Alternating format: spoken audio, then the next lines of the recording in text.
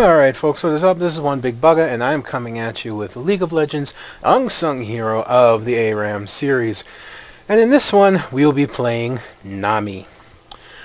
Well, I know a lot of people aren't thrilled about playing Nami, but she has a lot of utility that she can put forward in an ARAM, and she kind of benefits like Victor does. Not quite as well, but not as bad. As people tend to group up for team fights, you can land her a little bubble shot on multiple people. And if you build her AP, she can actually do quite a bit of damage. So as the initial lag passes here, we're gonna square up on Nami.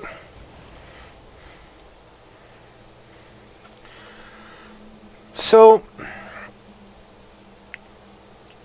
Nami, not the easiest to use for sure.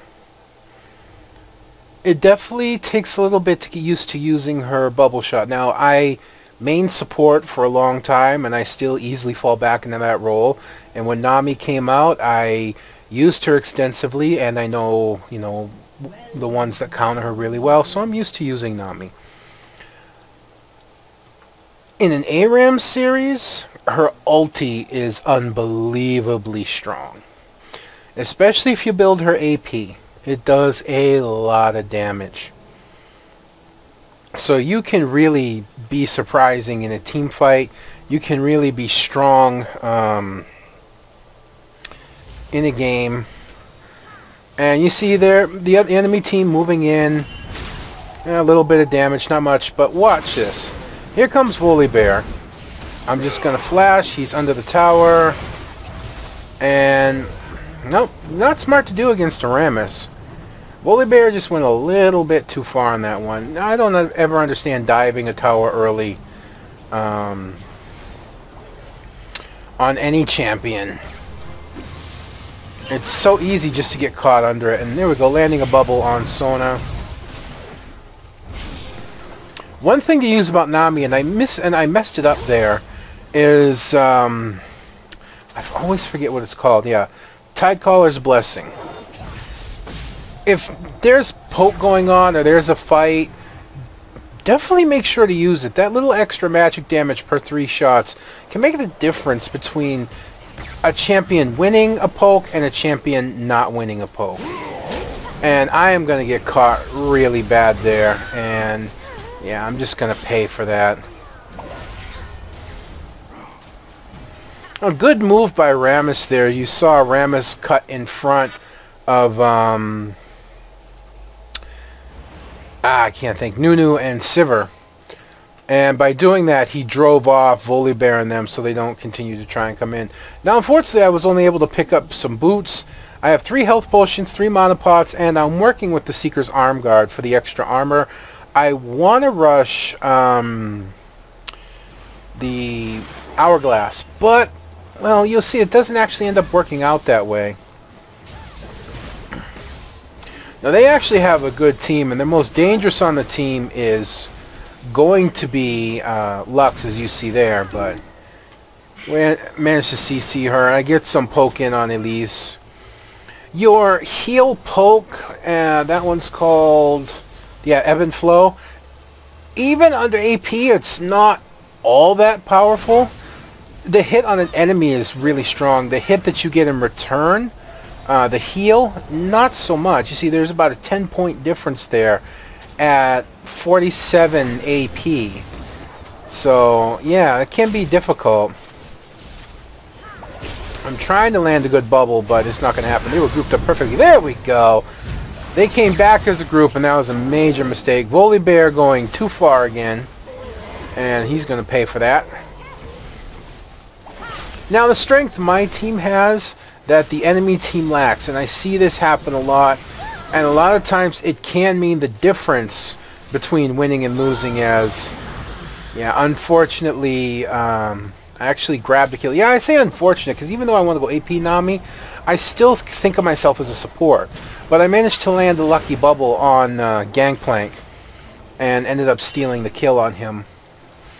But one thing that can make the difference in an ARAM versus winning and losing is having an ADC where the other team doesn't. Even if the ADC you have, maybe the person's not so great on them, or it's not just a good ADC overall. You know, Sivir's in a major rework that I know of. So, in comes Volibear again, and he's just going to get CC'd to death. I throw out a very powerful ulti, and that's going to result in 2 kills. I actually end up getting Volibear. And major mistake on Gangplank's part, and he's going to pay for that in a fully channeled Nunu ult. Landing the bubble again, and there we go, resulting in the entire enemy team being aced, even though we lose Rammus. We lost 1 for 5, and I believe we're going to get the tower for it. I'm not sure if this is where we pick it up, because it is just Sona. Now it looks like we're going to back out. Gangplank ulti, yeah.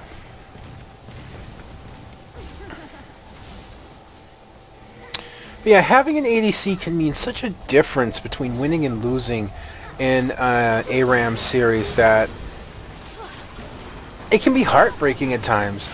You know, the other team, their composition is not bad. They have good luck CC. They have Elise, which is actually pretty strong in ARAM. They have Sona, who's listed as one of my top, if not my top, annoying champions in ARAM, with a really stupid win rate. As we're gonna get obliterated here. A quick bubble, little poke, drives him back, but unfortunately now I am mana short. And there we go, the health sigil's up. That'll give me the mana I need. If any of them decide to try and dive in, I can just bubble them up under a tower, most likely. Plus my ulti's not far away. I only got about 5 seconds left on it. But yeah, I've seen that all too often where you have a good team comp. Like I said, they have Sona, they have Volibear up front. Another team fight, and there's the ulti right down the middle. Let me back that up a second. And let's re-go over that real quick. Now, as you see the engage coming here, I want to pause it just right. Now see, from here, I could try and angle my ulti this way. When I was over here, or even here, I could angle it up this way. But what I want to do is I want to actually put myself in a position where I can ulti it straight down the line. Now, why am I pulling this off? Well, number one, I'm going to most likely hit all 4 of these guys. The only one I'm going to miss is Lux. At least I believe I miss her. Number 2, let's say they start to retreat. Most people like to retreat in a straight line back. If I cut my ulti across this way, it's a lot easier for them to get out of it because they'll have all this area to escape in. A lot of people don't move laterally in these games. They just like to go straight up and down, which is why a lot of people get hit by niddly spears and stuff. They don't sideways, you know, they don't go diagonal. They just go up, down, left, right. You know, they're like rooks in a chess game. So I want to put my ulti straight down the pike, so if any of these guys start to run before my ulti gets there, then it will most likely still hit them because of the size of the ulti, which is from this tower to this edge roughly. That's a long way to try and get out of it. And if somebody were to flash straight back, which is usually what would happen, then they're probably going to get hit by my ulti anyways. And my ulti right now is doing 150 plus 40, so about 190-ish, 189. That's rather significant. As you see here, boom! Right down the line. I hit 3 of them because Volibear already died. So that was damaging all 3, slowing all 3, and I missed my bubble on Gangplank, but I managed to get off the ebb and flow on him and finish him off. But now I am low health with almost no mana. But Nunu gets the kill, even though he gets taken out by Elise. And in truth, for Elise, that was worth it. She got a shutdown on Nunu, which is very important. And Sivir manages to pick off Sona. I was concerned a little bit, them having a Sona. Like I said, Sona has something like a 70 or 65% win rate in the ARAM series. And Volibear being predictable again. You know, if you can land a blind bubble on somebody, Or if Nami lands a blind bubble on you several times. Look, what, I don't know what Bully's thinking. He's by himself. You know, so... And then his team follows him in. So his team rushing in to try and save him. As he rushed in by himself, he ends up getting 3 people killed, himself and 2 more. So that only leaves 2 people to defend the tower. I'm a little too far back, but it doesn't matter, and there we go. Now this is knowing your... I'm doing a little more analyzing on this one, because I think Nami needs a little bit more analyzation than normal. Oh, no, wait. Okay, here. Rammus taunts Elise. Know your teammates. I've noticed earlier on that Rammus is not leveling his puncturing taunt, which means he'll only taunt her for a second. He's been leveling his defensive ball curl. Now, I have no yay or nay say on what you do leveling Rammus. I would prefer actually to level puncturing taunt, because you can actually grab people longer, you can drag them out of towers and stuff.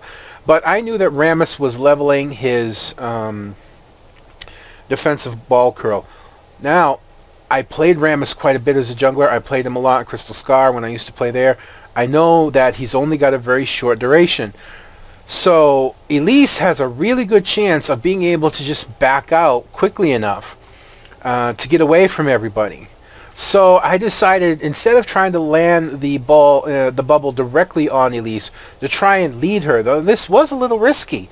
I could have missed, but I kind of figured if I led her just a little bit, that she would most likely walk into it. Again, she's not going to try and go laterally away from everybody. She's going to try and go straight back. And that ends up nailing her. Well, she flashes, though, and she still will... I think she'll get away. No, she doesn't. But she almost gets Rammus killed in the interim. And we get the first tower. You know, score-wise right now, look, yep, see Sivir, 8-2. She's our big hitter right now. Rammus is doing a great job being a disruptive tank in there. Nunu's, you know, 4-1, so he's doing really well. I'm 3-1 right now with 16 assists. And Ari's landing quite a lot of skill shots and getting a lot of damage in there as well. So my team doing really strongly right now. The only thing that's kind of gotten to me is I've been looking for an opportunity to die and haven't found it. And there we go. I used my ulti to save Nunu, who actually went into his. And does this come out in our favor? Oof, Lux Laser. But there's a double kill. And I just don't have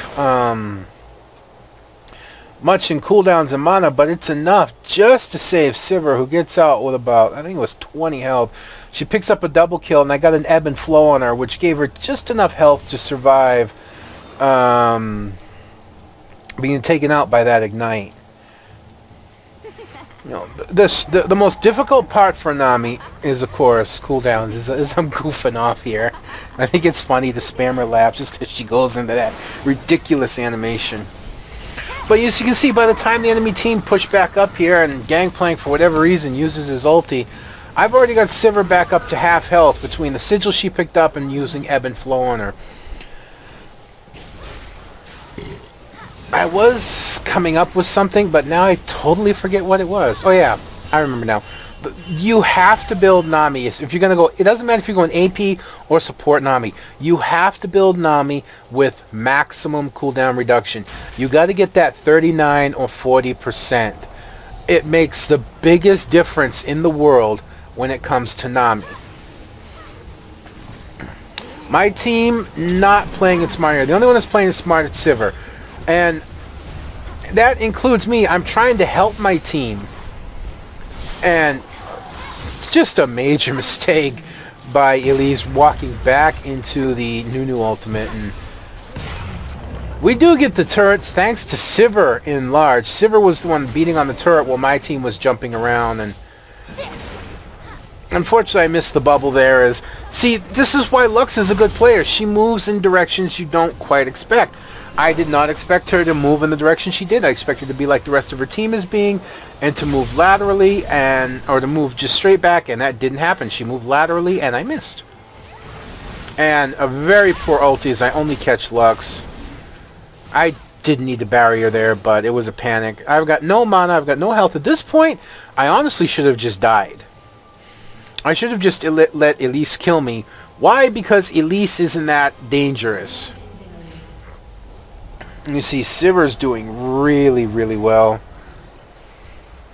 Having that ADC, look, 15, 2, and 12. Having that ADC versus not, even with a Sona and a Lux on your team, just makes such a difference. Especially they don't have a lot of CC outside of the Volibear flip. And I kind of know I'm going to pay for this, and there it is. But I got the bubble on Lux, hoping that somebody would be able to take advantage of it, but that didn't happen. And we end up losing too, but we get the inhibitor, so that's not bad. You know, now, as I was saying, I was going to rush. I was planning on rushing the Hourglass and then working for cooldown reduction. And there's a big that was almost a full channel. Let's go back to the fight while I make my way up. There's Sivir just hammering away. And can she get Volley through his passive? No.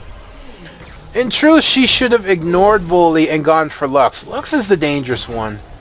Not sure what that was. I think that was just a misaim. But she should have ignored Volley and gone for Lux, because Lux is the damage on their team. She's the danger right now. You take a look at Lux. She's 4, 5, and 12. Yeah, she's a little negative. But, you know, Elise is 6 and 7, so she's really strong, but she's easy to deal with. A lot of Elise's kills have been cherry picks. You know, Gangplank, Volibear, Sona, they're not really dangerous right now. And Sona, of all things, going for a Deathfire Grass first. That's really not in her interest. I think she's going for full. Again, that was actually a poor ulti, but getting Sona and getting her killed, to me, is a big deal. Not sure where the Elise thinks she's going. It's not going to matter.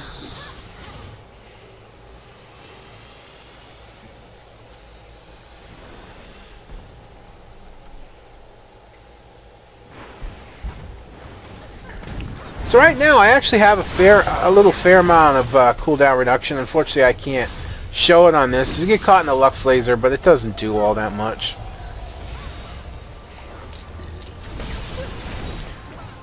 Yeah, see, that time I tried to predict Lux's movement, and I almost caught her, but I led her a little too far. Now, see, like I said, right here, I'm just trying to support Sivir, you know, as she pounds away on the tower. Oof, almost. Oh, she got him. She sniped him. I had to flash out because I was almost positive that Lux was going to nail me. Trying to get in there to help, and oh, I almost get Gangplanked, but Nunu will pick him up. Unfortunately, that's going to be it. I'm just going in to die. I wanted to try and tag off Lux, but it doesn't work. And I end up feeding her a kill. You see, Lux moved. Lux went in a direction I couldn't predict, and I paid for it. It's that simple. You know, so many replays, if you're in your own game, you know, go with, just watch. If there's a Nidalee on the other team, or if there's somebody, you know, with a long-range skill shot on the other team, just watch. Just watch the people that get hit. They're people that are either, like, standing still next to their tower, much like this, or I have no idea what Volibear is thinking. He is nowhere near tanky enough to tank that tower. And there's the ulti out. There's Rammus. I aimed for Lux and actually managed to catch her in a bubble. She needs to die. There she goes. Rammus gets the shutdown.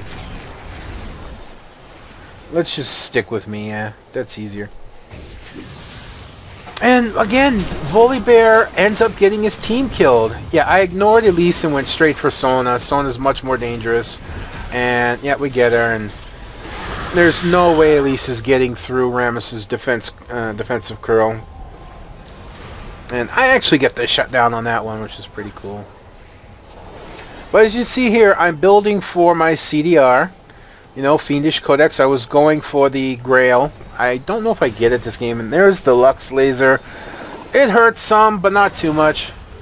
And, yep, see, Gangplank standing still gets nailed. Lux moves out of the way and gets out. Yes, I'm going to hop on this quite a bit as Volibear goofs off over on the side. Because maybe, you know, if you hear it, if you understand, you see there, Lux made the mistake of going straight back and she got caught. Not much resulted in it because of the heal, but I want to support Sivir. She's the danger right now.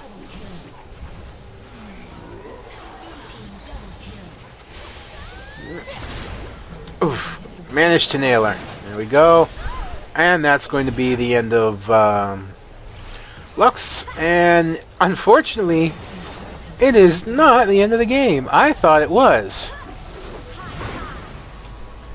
As I throw out my ulti, just trying to be silly, Rammus goes in and gets himself killed, but uh-oh! Yeah, a troll inhibitor. I can't tell you how many times I've had this happen where the inhibitor respawns, and now I am so dead. We had the win. It was an easy win. We acted like we had the win. Rammus went and got himself killed on the platform. And, you know, I threw out my ulti. I didn't just throw it out just to be silly. I actually threw it out in case anyone spawned, which I saw somebody spawn. I saw the little telltale sign that somebody had spawned. So I threw my ulti out to help slow them even that little bit so they couldn't interfere with us trying to capture the Nexus.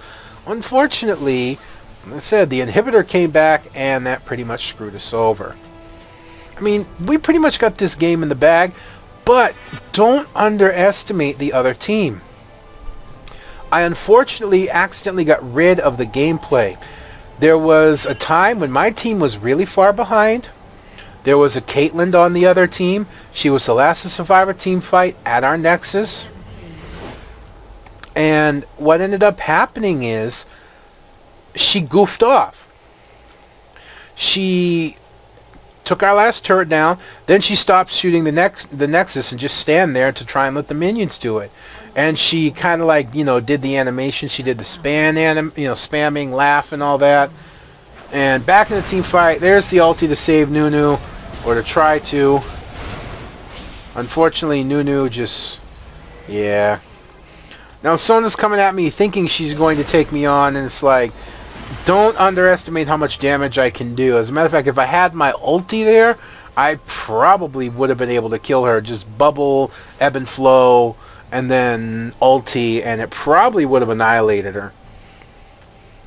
Well, not that I just do a fair amount of damage, though. It's that Sona, of course, is exceptionally squishy. You know, but still, just to give you an idea, it's not bad. 341 AP, my ulti does 350 plus 239. So say 240 as I'm going to flash out of Volibear, who is going to flip me, but it's going to be in my tower, and I'm just barely going to live. Ah, Voli. You're not that strong, especially late game, and I walk right into that turret shot. But it's really not going to matter. It's pretty much over at this point. But yeah, as I was saying, you know, 350 plus 240, that's about, what, 590? It's almost 600 damage when it runs over somebody. My ebb and flow on hit to an enemy deals 230 plus 171, so 70, so it's about 400, a little over 400 maybe. And, you know, the Aqua Prison, 295 plus 223. That's a lot of damage for support. So she's actually very strong. Her utility, especially if you can land those bubbles, is really amazing. I did level Aqua Prison first, and then Ebb and Flow, followed by, like I said, I can never remember, Tide Caller's Blessing, in that order. And by this point I had maximum cooldown. I had 39% between the boots and Athene's Unholy Grail, which if I thought about it, I might have rushed Athene's first, but for some reason I just decided to go with the Arm Guard, and I wanted to rush the Hourglass, which ended up never happening. So there you go, folks. That's Nami in a nutshell, basically. She's actually very, very strong in ARAM. You just need to be able to land your bubbles and have good angles on your tidal wave. Like I said, this is very narrow. People usually do not move laterally. They'll move straight in a direction. They won't move diagonal. So try and get your ulti to go straight down in an enemy team fight, because you take up nearly half the path. So if they're over on this side more, they're probably not going to get out in time unless they're really close to the end of where your ulti comes through. So that's going to be it for this one, folks. I hope you've enjoyed watching this as much as I've enjoyed bringing it to you. And for those of you who are fans of my channel, I'm going to make this announcement here at the end of this one. And I'm thinking about making a quick vlog tomorrow to go over it properly. But I'm just going to mention real quick, I have recently signed a contract with a company called Viso Broadcasting. They are the 5th largest YouTube partner when it comes to partnerships. So hopefully that'll mean my channel will be going places finally. I can't tell you how great it feels to finally have somebody go, you actually do good work. You don't get a lot of views right now, and your fan base is actually fairly small, but you know, I like what I see in you, so we're going to give you a chance. So here's hoping that I'm actually starting to go places after 3 years of doing this. Until next time, folks, I'll see you then.